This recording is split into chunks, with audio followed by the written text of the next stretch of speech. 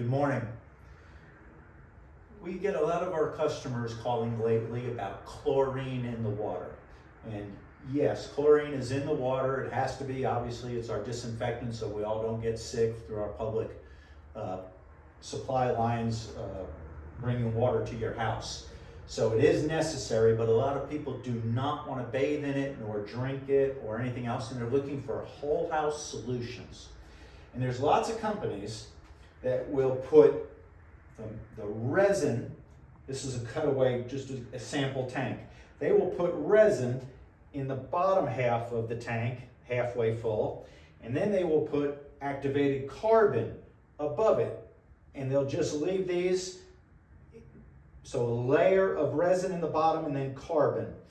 And I think that's a very bad idea because carbon eventually goes bad. So you're going to have to replace it. And it's very difficult just to pull off the carbon in the top and leave the resin in the bottom. So eventually this is going to have to be replaced. Why would you put them both in the same tank? It just doesn't make good sense to me at all. A lot of companies are doing it and they're calling it a water purifier, all kinds of terminology, and that's a stretch also. So Aqua Systems and I believe that they should be separated. So we have what we call a stack tank for city water. The resin is completely encased in this tank. If the resin goes bad, it's very easy to pull that out and replace just the resin. The carbon is in the top tank. So the water will go through the carbon, the chlorine contaminants can get removed, then it gets softened in the bottom and then goes back into the house. But we keep these tanks completely separate so that if there is a problem, we know which media is causing the problem, and if the resin needs to be replaced, we can do that very easily, and we can also do just the carbon. And again, carbon goes bad. It only has a certain life expectancy, and then it needs to be replaced.